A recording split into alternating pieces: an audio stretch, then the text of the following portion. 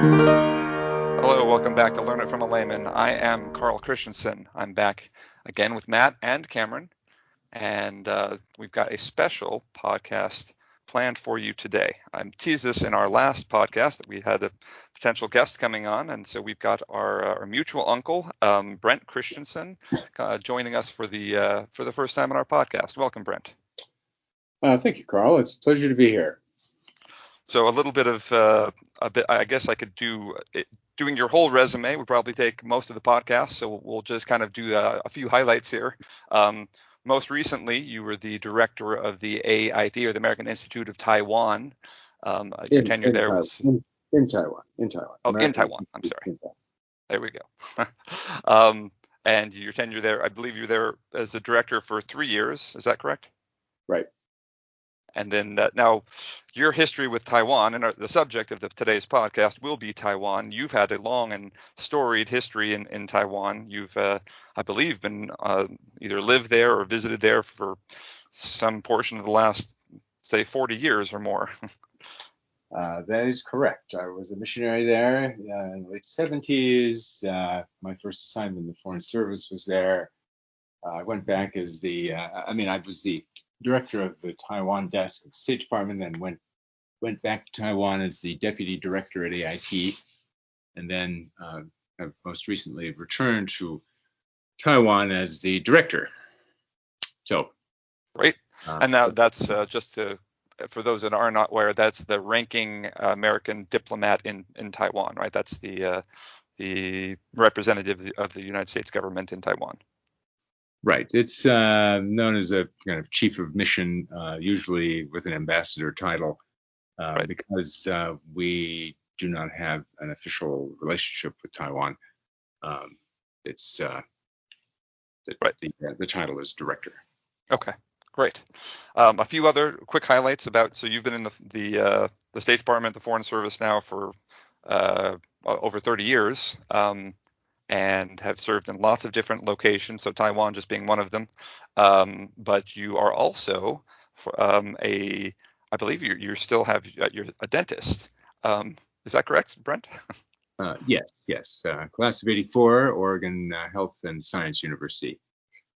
So that's an unlikely combination, I think. But I've from the stories I remember, it's served you a few times in your diplomatic service. True. I especially when I was in Beijing in the early 90s, I was doing on a volunteer basis, doing a lot of root canals for people, and it was a good background for my for serving as the Environment, Science, Technology, and Health Officer in South Africa, and then as the ESTH counselor in Beijing. My last assignment in Beijing. Lasted 3. Okay. Yeah. Well, that's an interesting, I guess, career opportunity that's worked for you.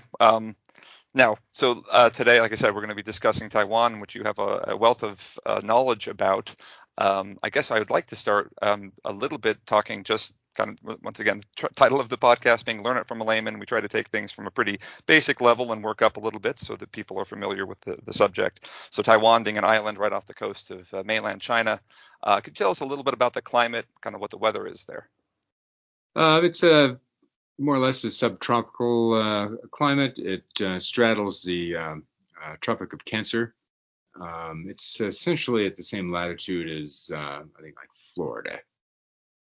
Okay. And so very hot, muggy summers, cool, rainy winters. Are there mountains on Taiwan that get snow at all, or is there no place on Taiwan where you could find snow?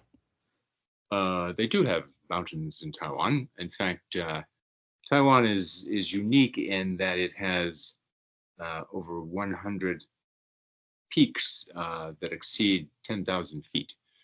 I have climbed one of them, Mount Jade, the tallest, which is about 13,000 feet. Taiwan actually has the distinction of having the tallest mountains in East Asia. The other mountains, the mountains that are taller or as tall, are I think the Kamchatka Peninsula up in Russia, and then of course Tibet. Wow. Okay. I guess I should get this out of the way quickly. I do have all these things you're going to be telling us, our whole podcast and our whole audience here tonight are also news to me because, well, I had planned to visit you and my parents who were also living there last year. I wasn't. It didn't work out given a global pandemic, so I didn't get to experience Taiwan like I had hoped. But okay, so very mountainous is what I'm understanding. So there is snow on some of these mountains. Oh yes, I didn't answer your question, did I? No, Yes. In fact, okay. one of the mountains is called Snow Mountain. Oh, They don't get a lot of snow, but there's snow. okay. All right. So you said it's subtropical. Now we're on the east coast of China. We get hit by typhoons there as well? Usually, several typhoons come through every summer. Typhoon season is approximately May through September. And in point of fact, if Taiwan doesn't get typhoons, as last year they didn't have any typhoons at all, and so they were suffering from a bit of a drought because the typhoons bring in a lot of rain and it fills up the reservoirs. Okay. What now?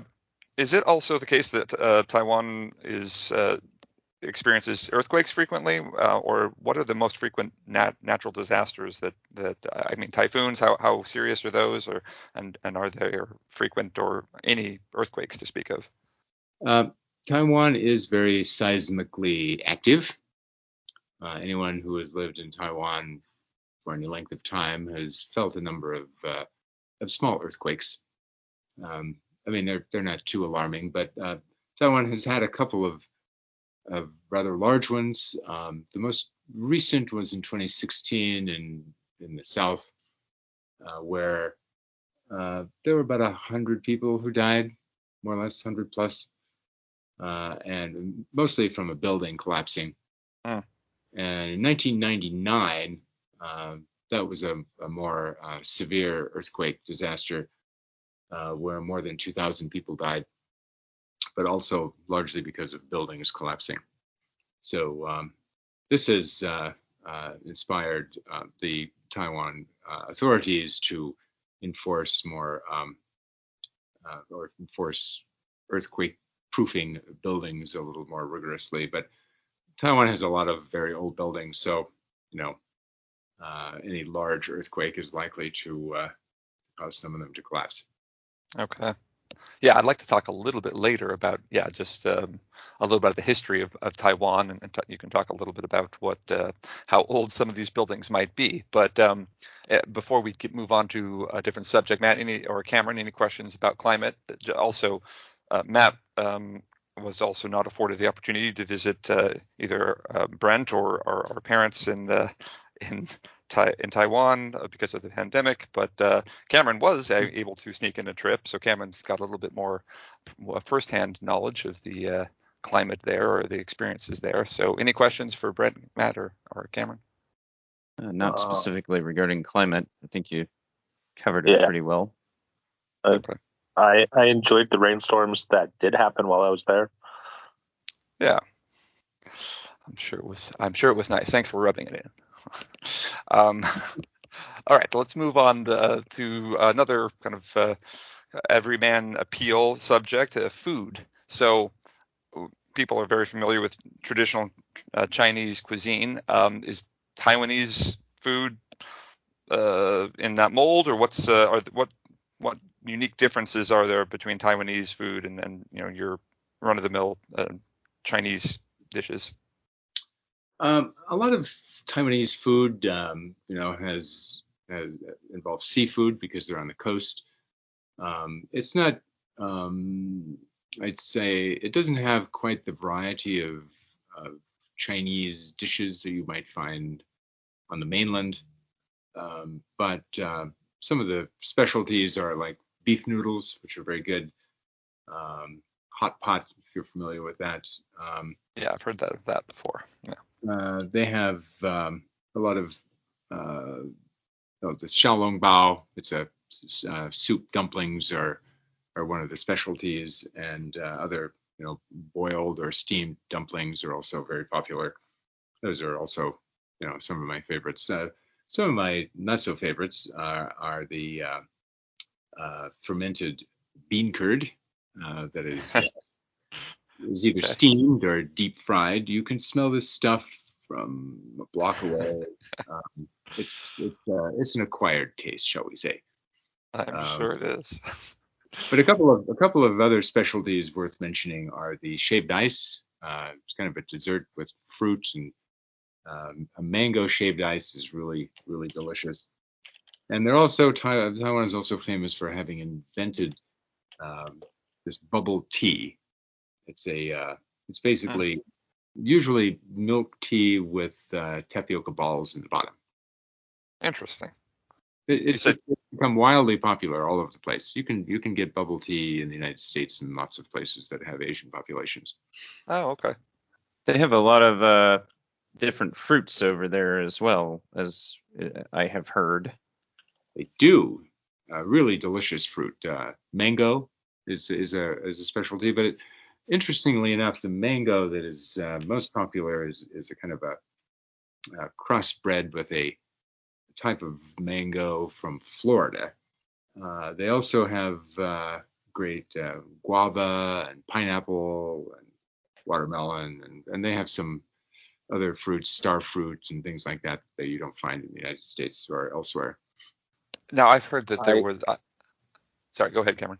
uh, I was going to say, while we were there, they have several different types of bananas there. They have like a red banana that's kind of like a little mini red banana. It was pretty cool. And then there was these apples that were delicious. They were like looked like an apple, but you ate it like a pear. It was probably one of my favorite fruits while we were there. So Are you talking about the Asian pears that are really crispy? yes, yeah, Yes. that would be them.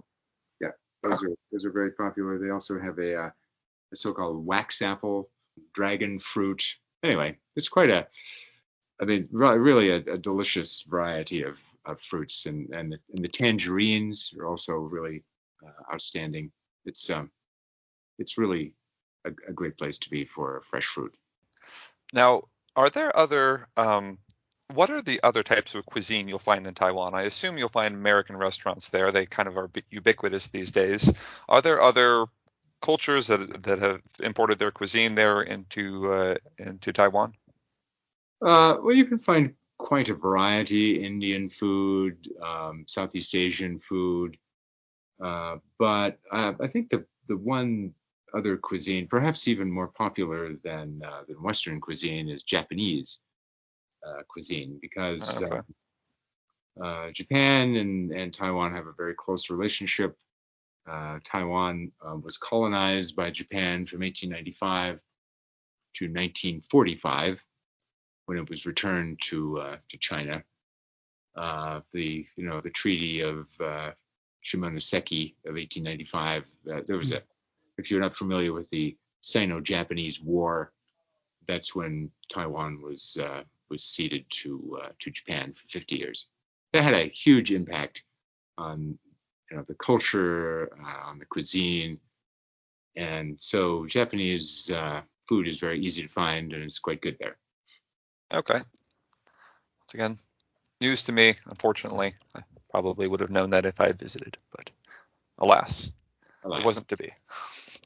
All right. I think we'll move on from food now. We'll move on to culture. So I guess when I think of once again traditional kind of Chinese culture, I think of um, a lot of importance placed on family and tradition. And is Taiwan have its own distinct kind of culture, or is it some combination, I guess, then of potentially Japanese culture and Chinese culture, or what does it look like?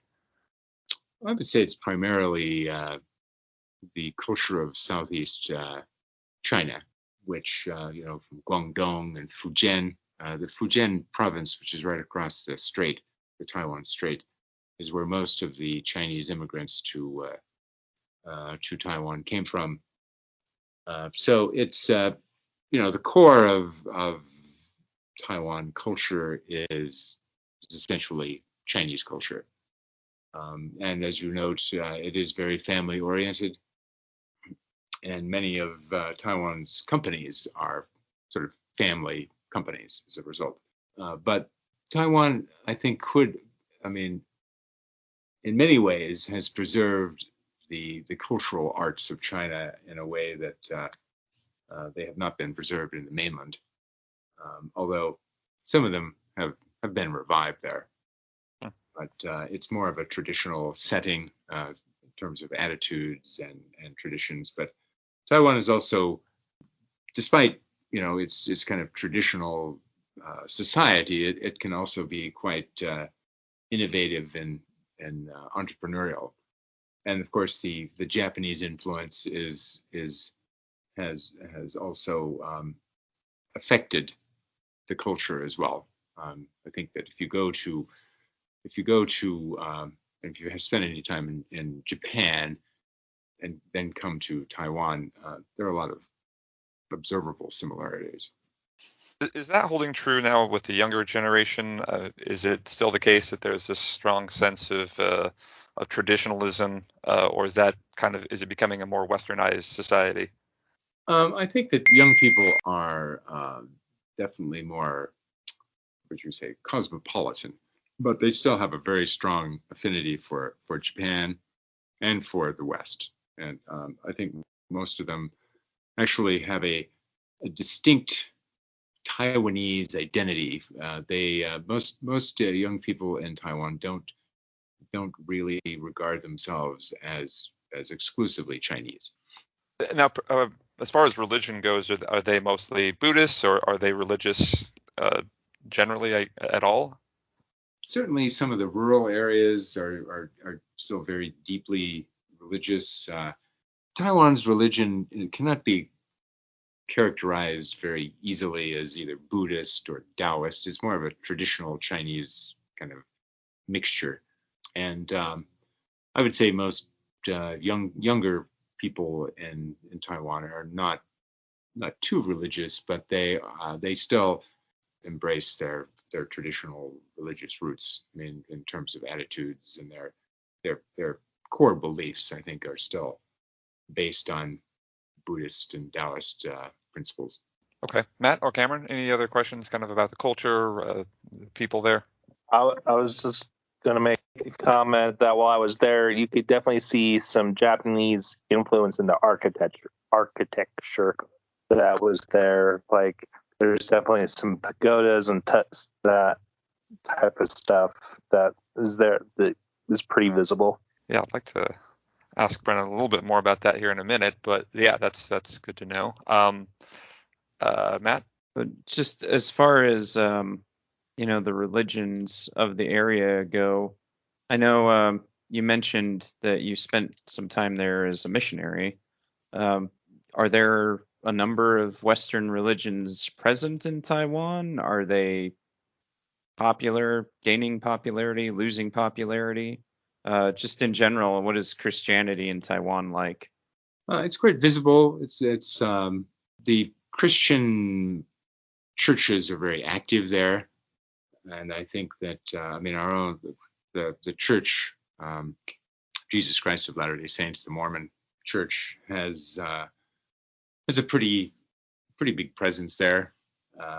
We've been there for 50 years or so, proselytizing, but the Catholics are quite strong, and the Presbyterian Church has a particularly interesting background in Taiwan. The Presbyterians actually led a lot of the Taiwan kind of independence movements, or were very active in the move to Taiwan's kind of democratization. So, in fact, Xiaobi Kim, who was the representative for Taiwan in Washington, D.C. at their office there, her father was a Presbyterian minister. Oh, okay. So, and then a follow-on question: are there, is there a presence of other religions? For example, is there an Islamic presence, or other Asian religions, Hinduism. Any comment on that as well? There are some Muslims there. A lot of the servants who come into Taiwan from Southeast Asia come from Indonesia, which is a Muslim country, and they have a mosque actually a few blocks from where we lived that is pretty active.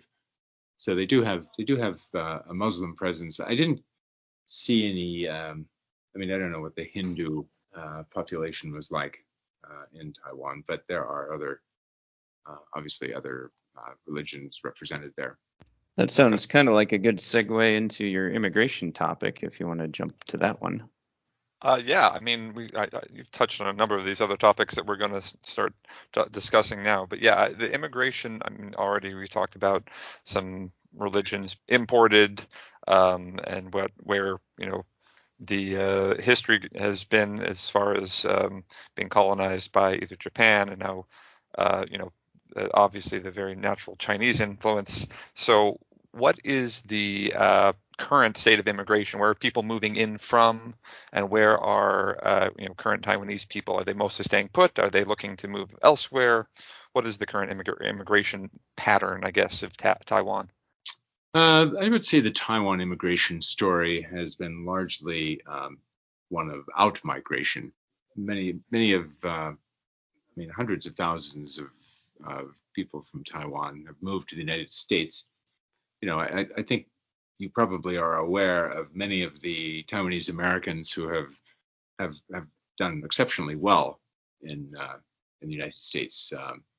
Ong Lee, you may recognize as a movie actor or movie director rather, has won Best Director twice. I think once for Brokeback Mountain and also The Life of Pi.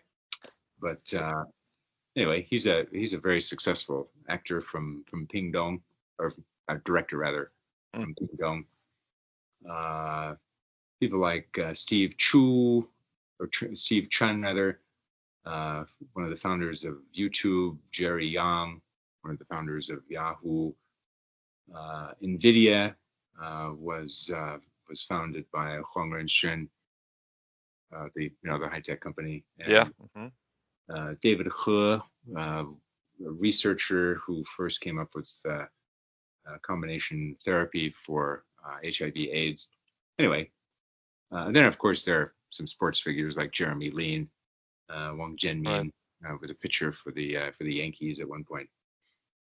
So anyway, continuing on with migration, that out migration has slowed in recent years as Taiwan has become a more prosperous economy, and so there is some in-migration from Southeast Asia, from the Philippines, Indonesia. There are hundreds of thousands of spouses that have that I guess that's the most permanent in-migration trend, where particularly men in the rural areas have not been able to find Taiwan spouses interested in being on the farm, so they have married a lot of Chinese women from the mainland, and also Filipinos, Vietnamese. I think that's a popular source as well. But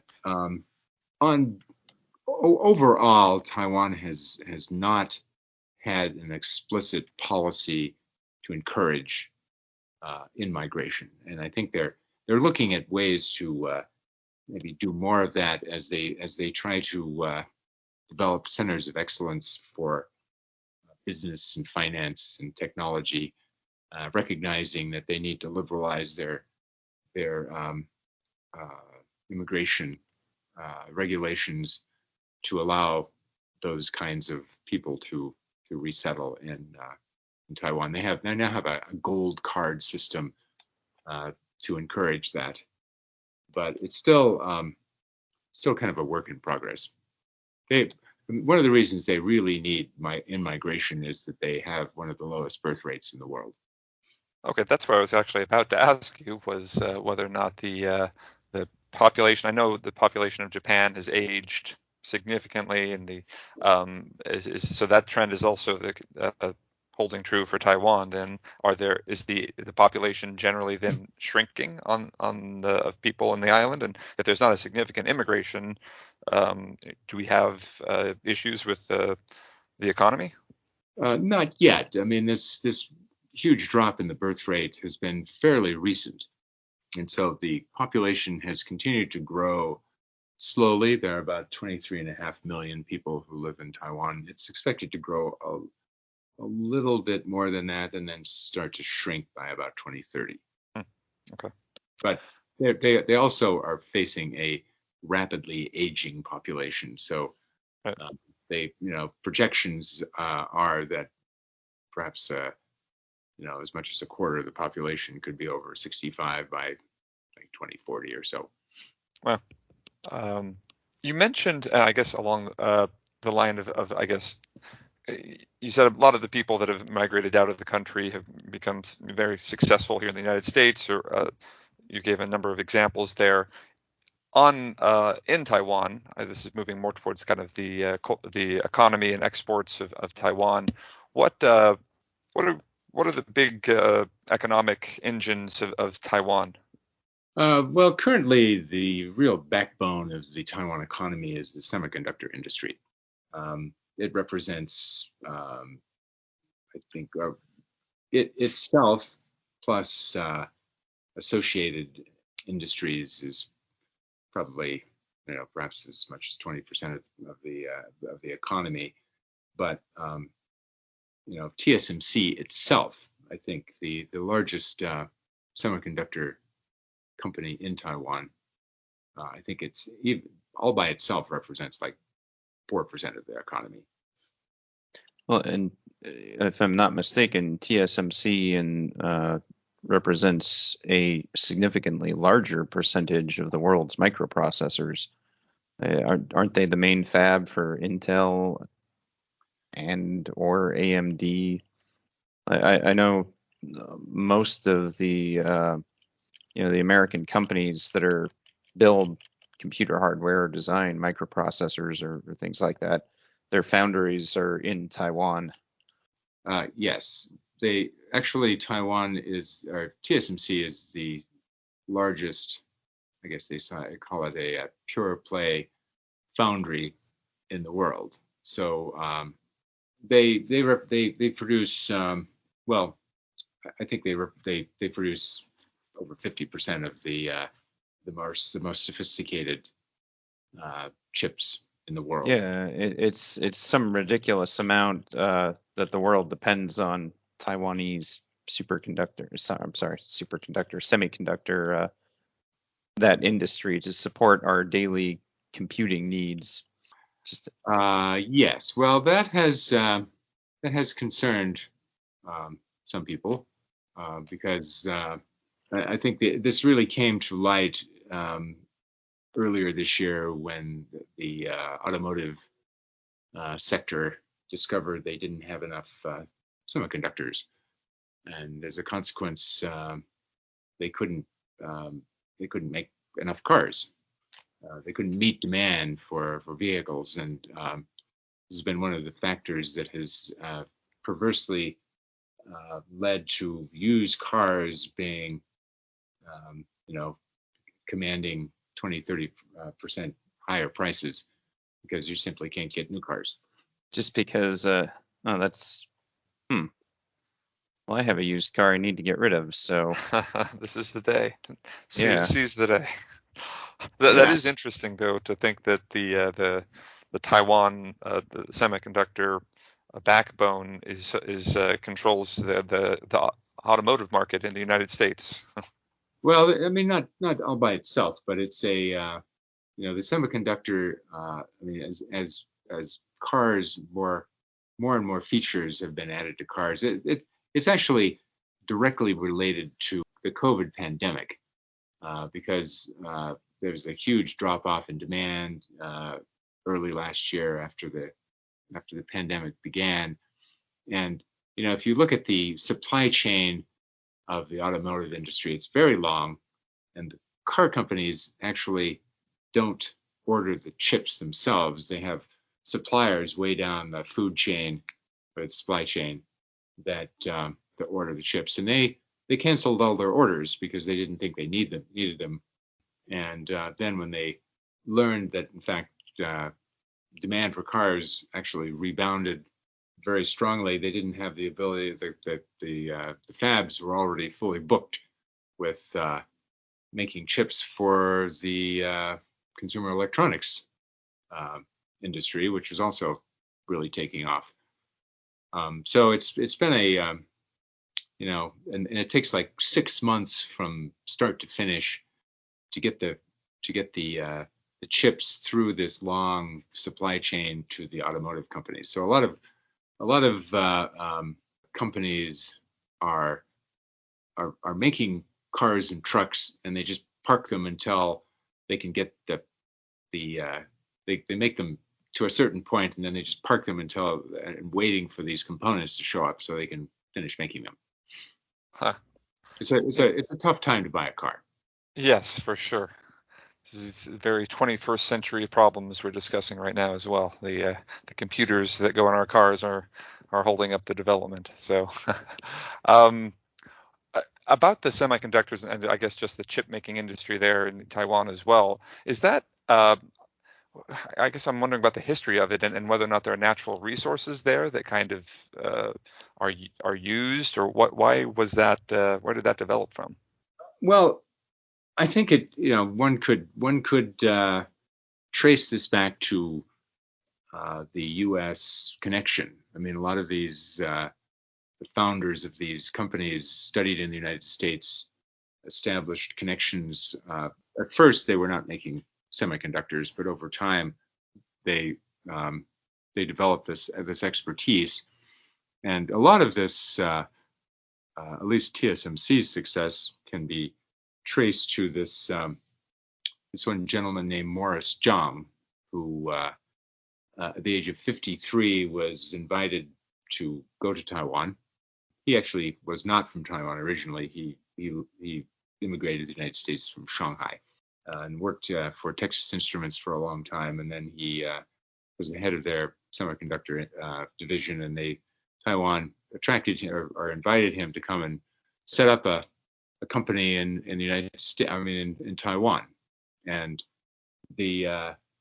his brilliance was that he decided that they would not design any semiconductors, they would just make the semiconductors for other companies. And that proved to be a hugely successful model. And TSMC is arguably the most successful maker of chips in the world. And then TSMC already has a 5 nanometer plant. They're building a 3 nanometer plant, and they have plans to build a 2 nanometer plant. Wow. So they're just running away from everyone else. Well, thankfully, TSMC was persuaded to establish a $12 billion fab in Phoenix, in the Phoenix area, that will be producing some of these sophisticated chips by 2024. So this is a really important development for the United States. Indeed, there's a kind of a national security issue to this. Because we having that capability in the United States is really important for us. Yeah, it turns out we care about being able to produce microelectronics. Yeah, But This is very useful. So this is exactly why we had you on, Brent. So thank you for this is really useful information. Now, you mentioned, before we move on to our next subject, because I'd like to transition kind of more towards back towards, I guess, the language and some of the history. But I usually take just a second on our podcast, update our listeners about new areas that were kind of being onboarded into our podcast, and we had our first listeners from the province of Nunavut in Canada. I was under the impression it was only caribou that lived there. So You're I just really courting those Nunavutians. Not I surprised. yes, I'm very grateful for the local population in Nunavut. I think I once pronounced it incorrectly on our podcast when I was saying it was an uninhabited province in Canada. So we weren't ever going to have listeners there, and now we do. So welcome to our Nunavutians. But yeah, we'll continue on with our Taiwanese podcast now. We're going to move on and talk a Actually, little bit about the language. Yeah, please. Could I ask just one more question? Kind of related to the economy in Taiwan. What is, I guess, what are average salaries like over there? What is employment like? This actually has been a sore point for Taiwan in recent years.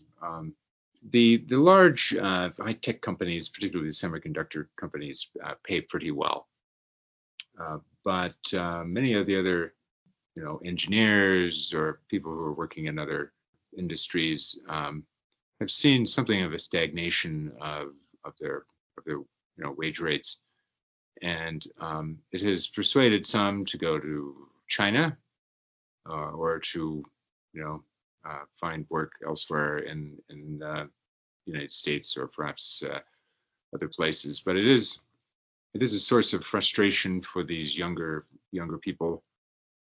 So it is a concern. All right. Well, let's take just a little kind of jaunt back to where we were discussing before, a little bit about the culture. And I know one of the big parts of I guess Chinese culture, and just given the long storied nature of it, is the language.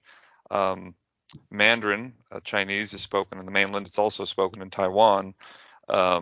Taiwan has a slightly different dialect, from what I understand, and a different written form of the language that I guess that's kind of diverged here in the last 50, 60 years, where the island of Taiwan is stuck with the traditional characters, and the mainland China has gone with simplified characters. Would you mind elaborating what the differences are, I guess, between Taiwan, Chinese and mainland? Well, the people who were, traditionally, people in Taiwan have spoken a Fujian dialect, and it's quite different from Mandarin. But when Chiang Kai-shek and his government and army retreated to Taiwan in 1949, they were largely a Mandarin-speaking population, and they established Mandarin as the official language, and so that has become more or less the lingua franca of Taiwan. Although with democratization, Taiwanese is now achieved has also become an official language, as well as Hakka. So there are several dialects, but the language that most of business and commerce and academics is Mandarin. So you talked about the difference between the traditional characters and the simplified characters. Before the PRC came into being, everyone used traditional characters. The PRC, I suppose, to encourage literacy, simplified a lot of the characters, and they went through 2 or 3 stages of simplification. The people in Taiwan, of course, for political reasons, if nothing else, rejected that notion. But I think there's also a kind of a cultural explanation as well. The simplification of the characters removes a lot of their innate meaning, because many of the characters are ideograms. So you can't the simplified characters, you can't tell from looking at them what they mean. So and frankly, they're not. I mean, just aesthetically, they're less appealing. But people in Taiwan can read simplified characters. In fact, many of these simplified characters were sort of in common use, just as kind of shorthand. But now with computerization, traditional characters are no longer difficult to write, and so it's I don't anticipate that the people in Taiwan are ever going to accept simplified characters as their preferred script. So you're saying that in Taiwan schools, do they teach both simplified and traditional? Are they No, familiar then with both writing systems? no, just traditional. Just traditional. Okay, so if they pick up a newspaper from the mainland, are they able to read? I think most people, most educated people in Taiwan can figure out what they are. I mean, a lot of these simplified characters are you can kind of understand what they are from context. Okay. Has this created other potential?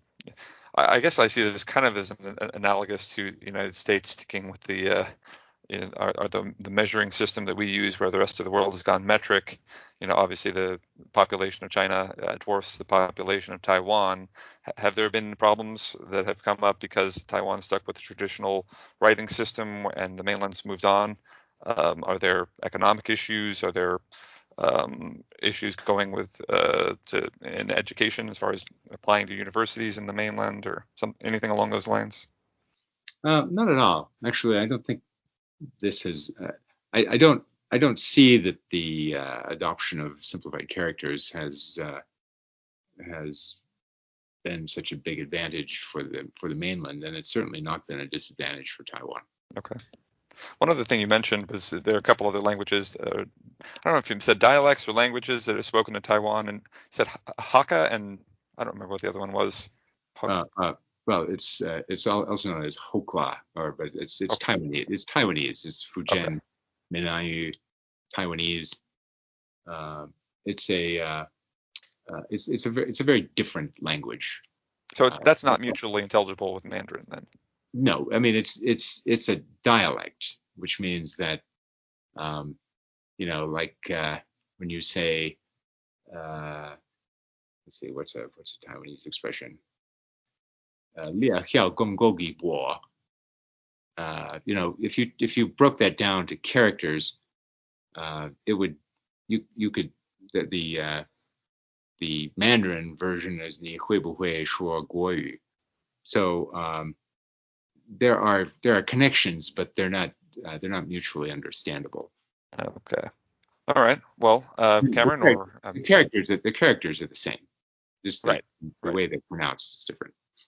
That's the same with Hong Kong too, then, right? I mean, Hong Kong has a whole different it's Cantonese, but it's the same characters. Yeah, and again, a Mandarin speaker would not be able to understand Cantonese. Right. Matt or Cameron, any questions for Brent about language? Not on that one. Not for me. No. Okay. No. That sounds pretty good. Did you understand any of the Chinese spoken in Taiwan when you were there, Cameron? No, because I don't speak a single word of Chinese. Right. I'd imagine that and that's actually was going to be another question I asked, that you said Taiwan pretty well educated, mostly at least. So are most people there? Do they have any familiarity with English? What's the percentage of the population, I guess, that could carry on a conversation in English? It's a good question. I would say less than 10%, maybe less than 10%. It's not. I think many of them can read it. It's taught in the schools, but being able to speak it is another issue. Right. Is it mandatory in the schools? It is, but they, President Tsai has actually launched a bilingual society initiative, which seeks to have a large percentage of the population at least functionally bilingual by 2030. That's probably not too realistic, but it's a goal to work toward. And President Tsai recognizes that for Taiwan to become more of an international center for business, they need to be able to speak English better. She also probably recognizes that there's an opportunity with the decline of Hong Kong as an international city. As you may recall, during the British administration of Hong Kong, a pretty significant percentage of the population could speak English quite well. But when it was, after the handover, the first chief executive, C.H. Tong, decided to make Mandarin the primary language of instruction in schools. And so the English language ability in Hong Kong has been in decline since then. Okay. Does the education, so you're saying that president, sorry, what's the president's name in Taiwan right now? Tsai Ing-wen. Okay. And she's aware that that obviously the education's kind of one of her priorities, is what it sounds like. Are there new universities being founded in Taiwan? I understand my dad obviously was over there teaching at the University of Taiwan in Taipei. I don't remember the exact name of the university. There are a few universities there. National Taiwan University. National Taiwan University. It's Taiwan's best university. Okay. Is that becoming how long has that been kind of an expectation, or is that an expectation that students go on to higher education, that they get college degrees? It is. Historically, Taiwan has been a really important source of students for American universities, and Taiwan has produced a lot of PhDs, or a lot of them have gotten advanced degrees from the United States. The foreign minister has a PhD in economics from Ohio State. Wellington Gu, the National Security Council Secretary General, has a law degree from NYU. The president herself has a law degree from Cornell. So there has been this long tradition. But in the late 90s, Taiwan converted a lot of their technical schools into colleges, because everyone in Taiwan, their goal in life, their obsession was to get a college education, and there weren't enough college openings, or there weren't enough positions in the existing universities for all those who wanted to have a college education. So they made more of them. Now, of course, with a declining birth rate, they have too many universities and not enough technical schools. So it hasn't actually been it wasn't a particularly smart move. And so some of these universities are having to consolidate and merge in order to survive, because they simply don't have enough students. And this is Taiwan is also trying to introduce more English language curriculum in the universities, so they can get more foreign students to go to Taiwan to study, with some success. Okay. Questions about that, Matt or Cameron? Anything about education? No. So you mentioned that it was a goal of, I think you said, everyone to go get a college education. Is that is that just part of the cultural values then?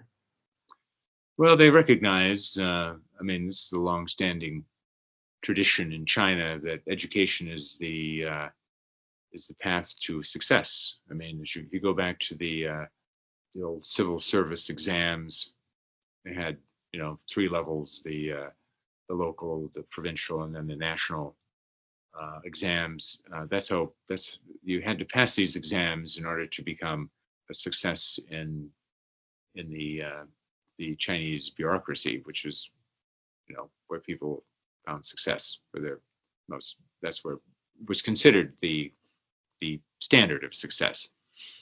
And this same tradition has prevailed. I would say even in Taiwanese Americans, they place a high emphasis on education.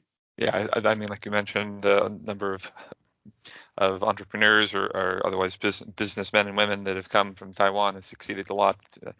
People have a lot of, I'd imagine, even the government there have a lot of education credentials. So I'd imagine that's something that others see and want to emulate. Right, but it's, I'm not even sure they need role models. They just, it's considered, it's kind of hardwired into their DNA at this point. Okay. All right. Let's That's hit. Interesting.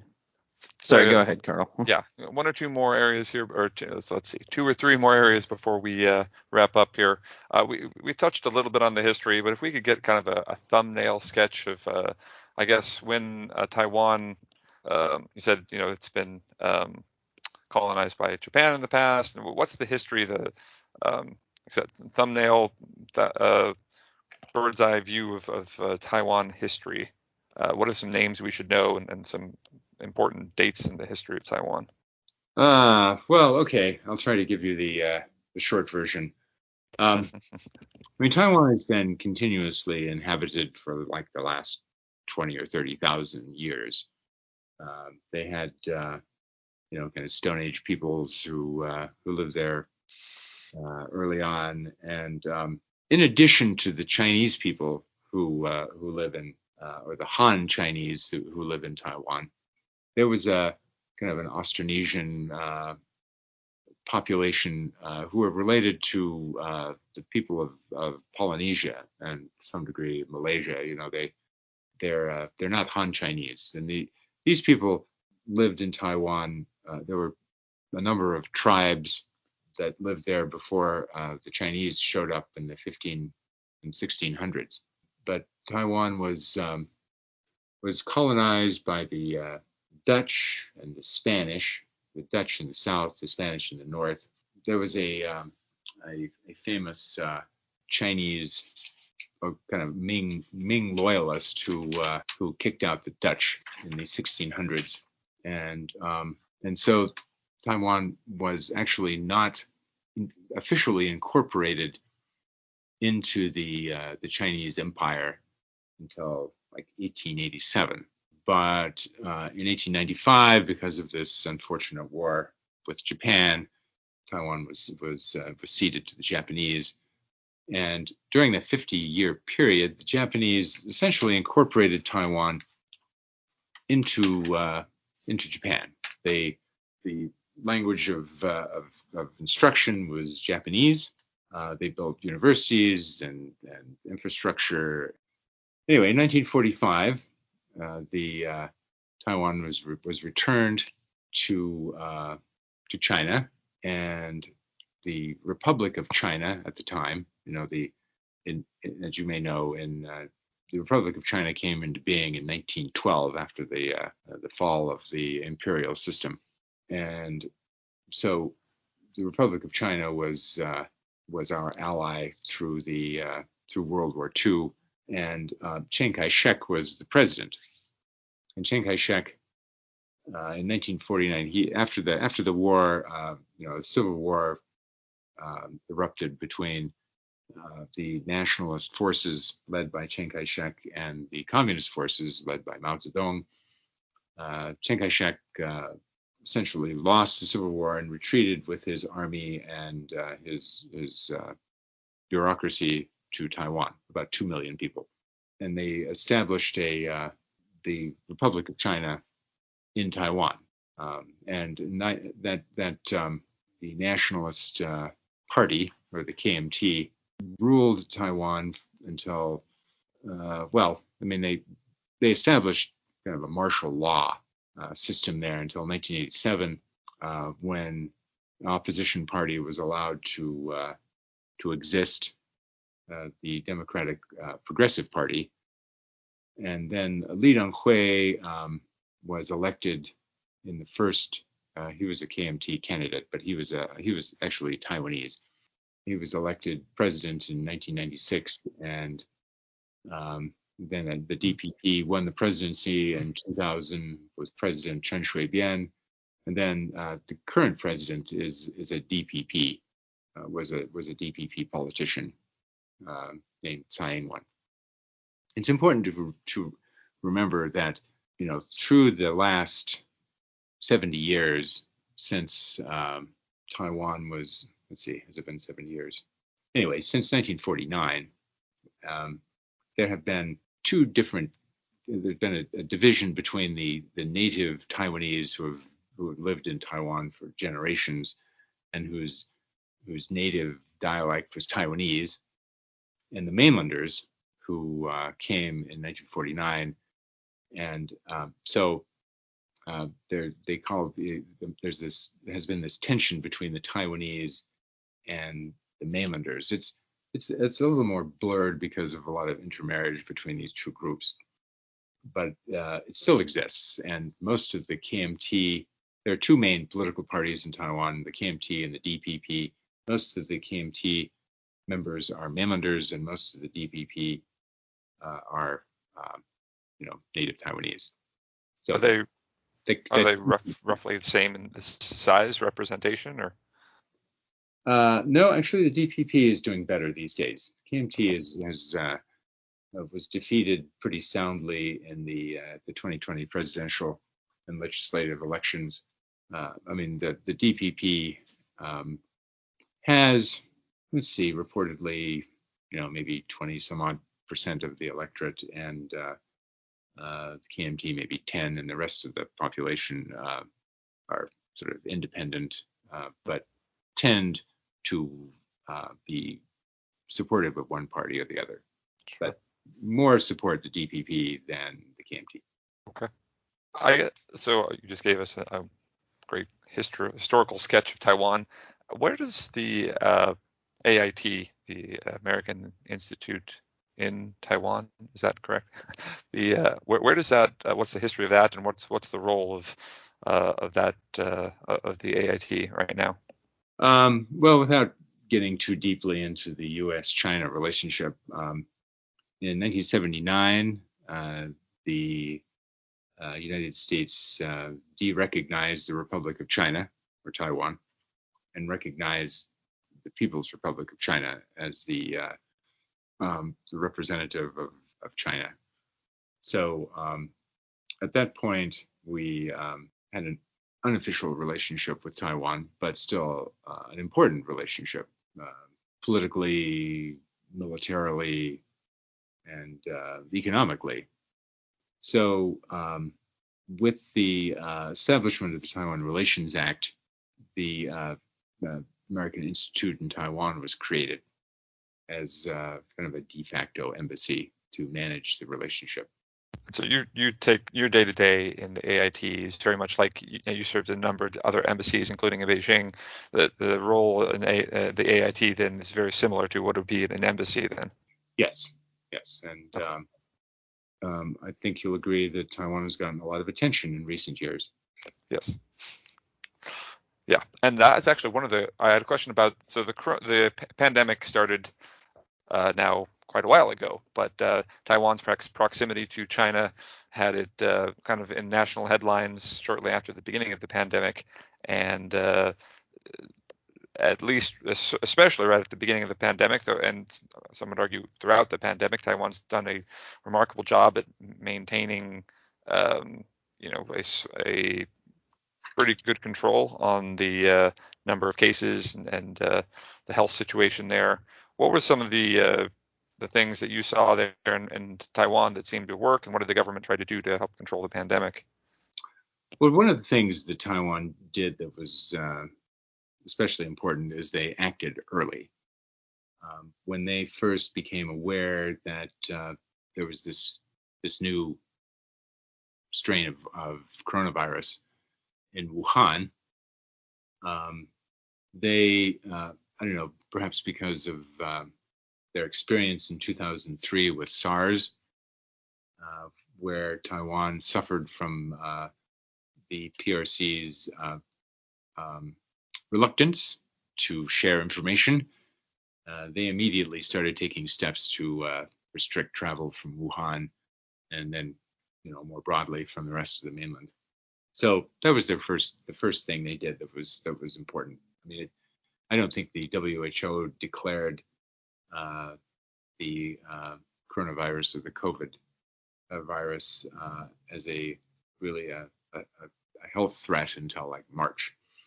But so they also used some pretty impressive technology to track and trace people who were coming into Taiwan, and they imposed a 2-week quarantine requirement early on to ensure that people who came in, even if they had no symptoms, that they could have them sit out 2 weeks to ensure that they were not infected.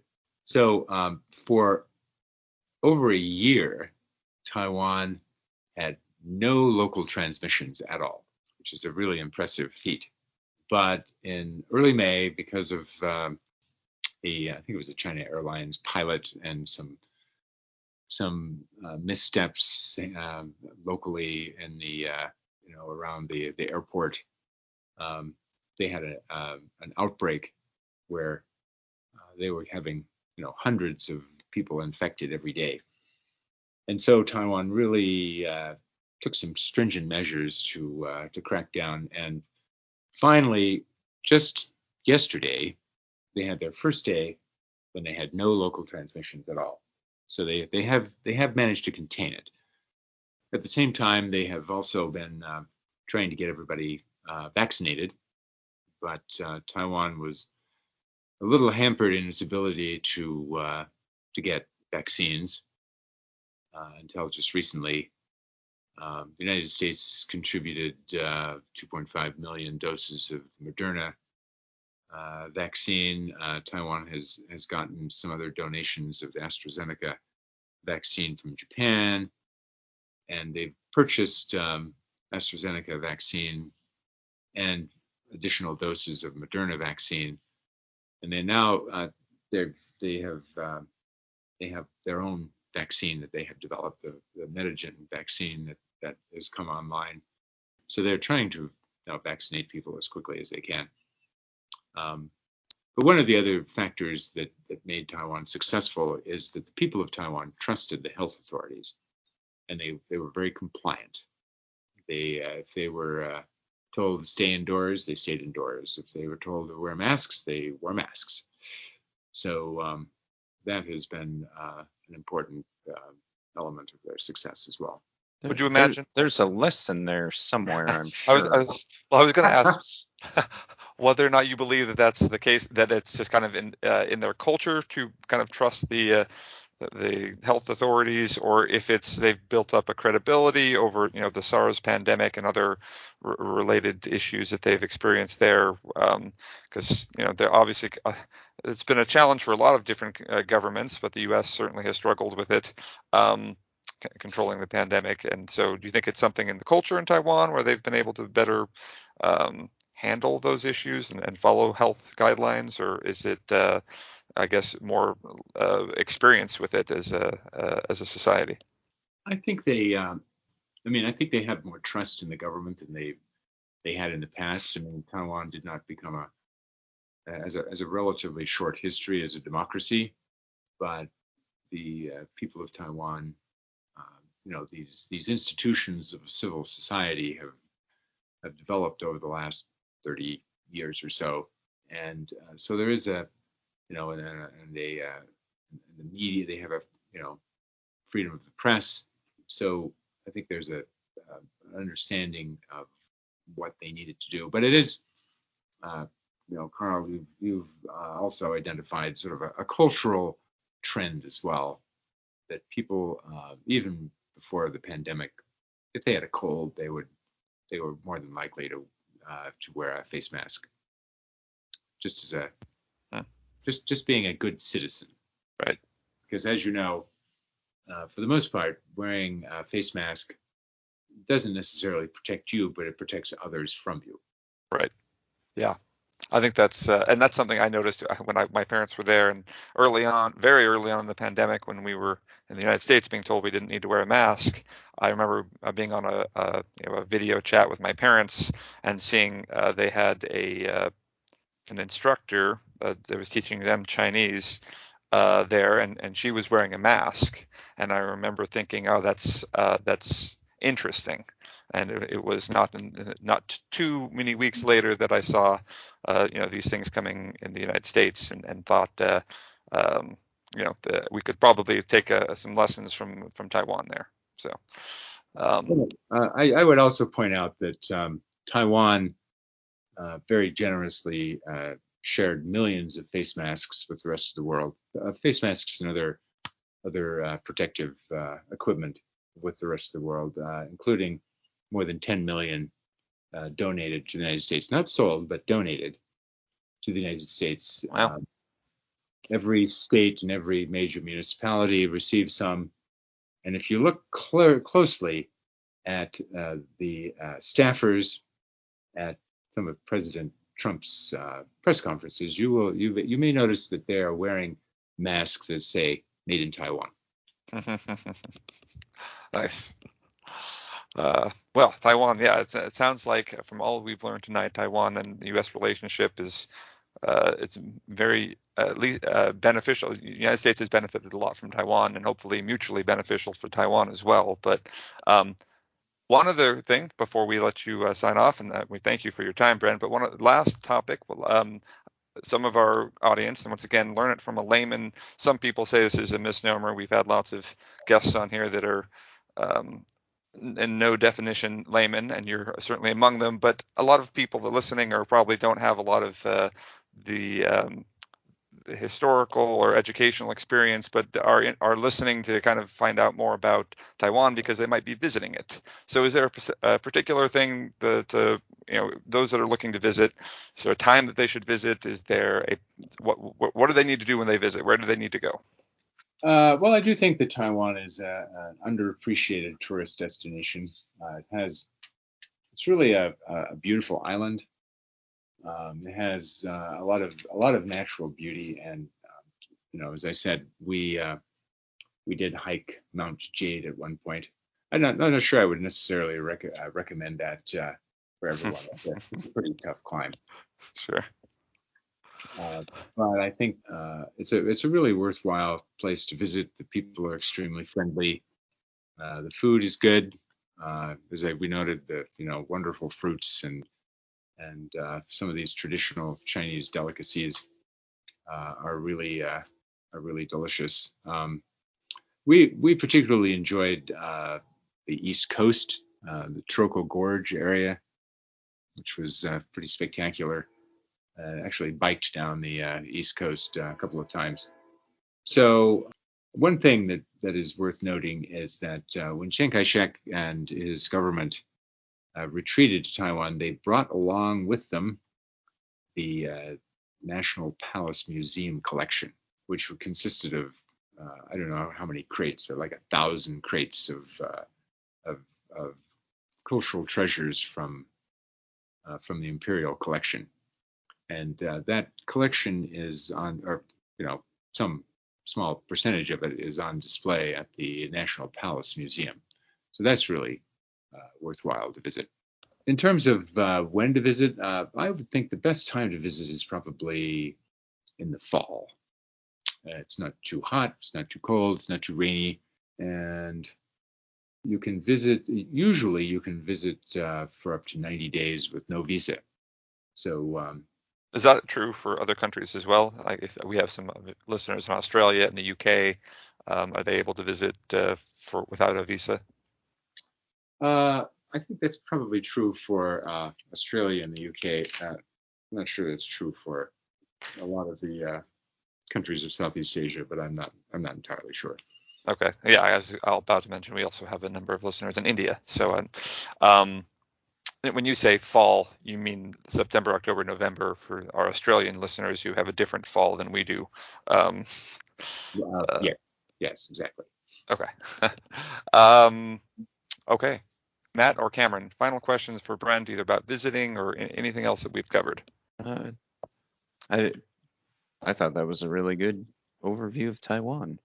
Thank you. Well, Yeah, it's been that's a pleasure to join you, and I was interested in talking about Taiwan. It's a great place to visit, great place to live, and it was a great place to be the director of or to be the chief of mission for the United States. well. Yeah, we really appreciate having you on, Brent. We were very excited about this episode. So those that are listening right now, tell your friends, share the episode, and once again, thank you, Brent, for jumping on our podcast. And we will talk to everyone later.